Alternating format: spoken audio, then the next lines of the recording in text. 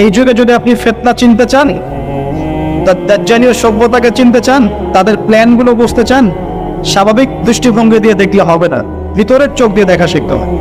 এটা সবচেয়ে বড় কথা আজকের মাহফিল।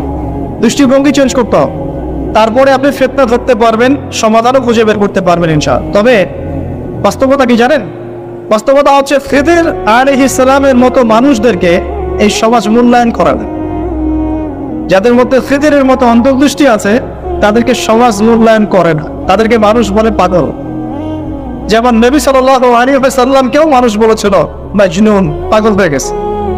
নবী সাল্লাল্লাহু আলাইহি ওয়াসাল্লামকে মানুষ বলছে সাহের, জাদুকর, মাজনুন, ফারিকুল জামাআ, বলছে সাবিঈ, কত কথা বলেছে। আল্লাহ পাক আমাদের সবাইকে কোরআন সুন্নাহ ভিত্তিক জ্ঞান অর্জন করার তৌফিক দেন এবং খিদির আলাইহিস সালামের মতো অন্তর্দৃষ্টি ধারণ করার তৌফিক দেন।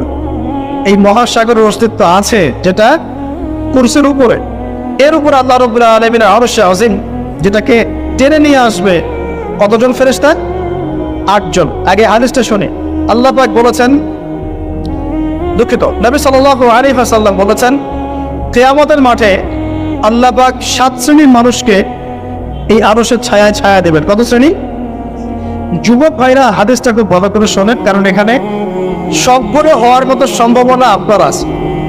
7টা শ্রেণীর অন্তর্ভুক্ত হওয়ার সম্ভাবনাই যুবকদের আছে, সবার নাই। 1 নম্বর হচ্ছে ন্যায়পরায়ণ শাসক। সুযোগ আছে তো?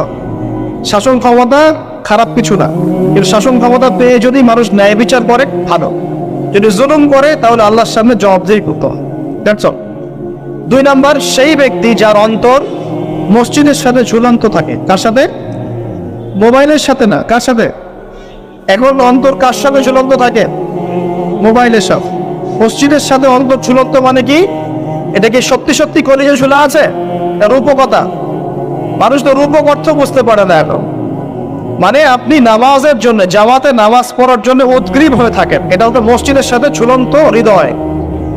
এরপর সেই ব্যক্তি, সেই যুবক যে তার যৌবনকালটা আল্লাহ পাকের ইবাদতে কাটিয়ে দিয়েছে। সুযোগ আছে না? আছে কি নাই? যুবকদের সুযোগ আছে কি নাই? 4 নাম্বার সেই ব্যক্তি বা সেই 2 ব্যক্তি যারা একে অপরকে আল্লাহর জন্য মহব্বত করে। বয়ফ্রেন্ড গার্লফ্রেন্ড ট্রেডিশন বলা হচ্ছে না, বয়ফ্রেন্ড গার্লফ্রেন্ডের হারাম জেনার ভালোবাসা বলা হচ্ছে না। কি বলা হচ্ছে?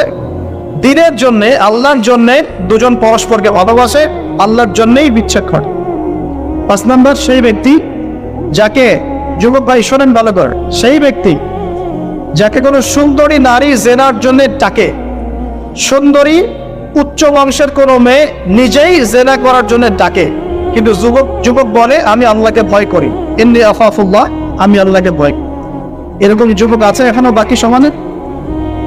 এখন তো ইচ্ছা করেই মানুষ জেনা করে।